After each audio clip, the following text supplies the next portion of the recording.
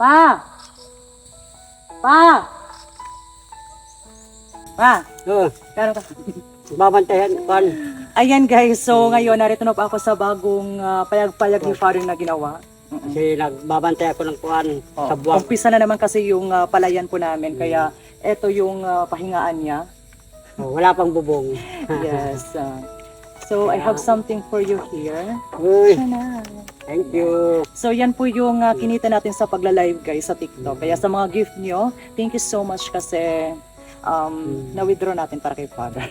Thank you. Oo. Salamat sa inyo lahat. So ngayon guys, samahan nyo kami ni Father kasi titingnan natin yung kanyang Tingnan na yung ano ko yung Sabwag. sabwag. Let's go! Ayan everyone, so ito po yung mga sabwag ni Father. So, Hindi nakatubo ng maayos kasi nga inano ng mga ibon. kinain ng mga ibon tapos inapak-apakan pa ng mga kalabaw kaya nga dinagyan ni Father Kaya binakurang ko. backward. Kasi inano ng kalabaw, yung mga manati. So bali guys, bali yung gusto ko hindi na kuan si Father, kumbaga hindi na ba magpalayan. Pero hindi kasi yung mga kuan kasi natin, mga Father, hindi buo yung araw nila kapag hindi sila napapawisan, di ba? Oo. Kumbaga sanay na yung katawan nila na nandito sila sa palayan. Kaya gusto ko na sana ito na lang ano.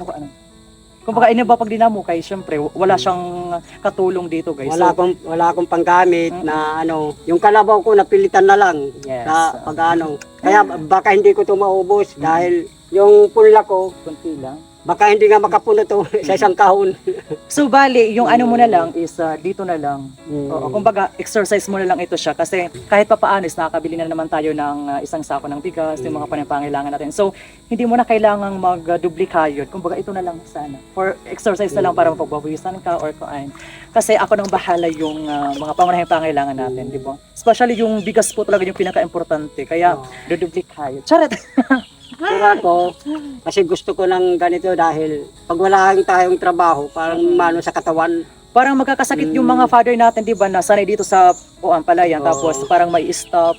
So Tapos ito, na-stop. parang ano na lang siya, exercise na lang ni Father, tapos libangan na lang din niya dito. Kaya gusto ko na hindi na siya magpagod masyado, di ba? Kasi ako lang bahalang tumulong din po sa kanila. Kasi kahit pa paano, nakaka-income na naman tayo. Hindi kagaya dati, di ba, na problema talaga tayo ng pangsaing.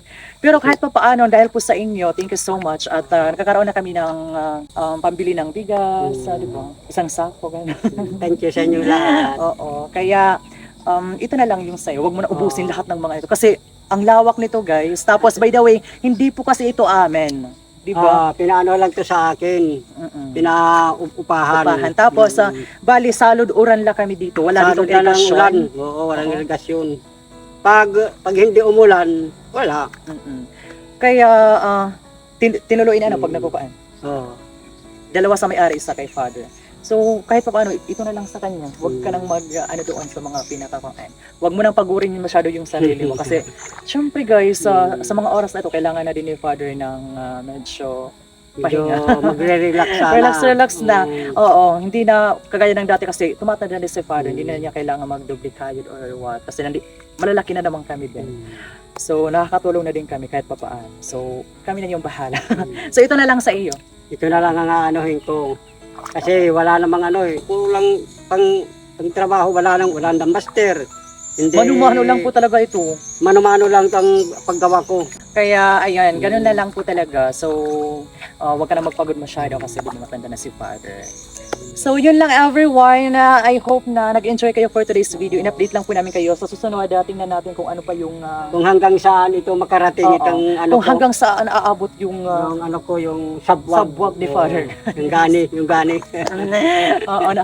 Grabe guys, napakasipag po talaga ng ating mga magsasaka. Kaya sa mga kabataan out there, wag po tayo magkasayang ng pagkain kasi hindi po biro talaga yung buhay ng mga magsasaka dito sa farm. So, Kumbaga, dugo at pawis yung kanilang puhunan. Kaya always choose to magtipid sa mga bigas. kaya nagbantay-bantay lang ako dito muna. Bantay-bantay. Kaya sa lahat ng mga magsasaka out there, saludo po talaga kami sa inyong lahat. Napakasipag nyo. So once again everyone, hanggang dito na lang po muna kasi uwi na kami ngayon. Kasi hapon na. Manananggot pa si Father, so Manananggot napakasipag pa. po talaga niya. And once again everyone, thank you so much for watching. See you again in our next video. Bye-bye. Bye!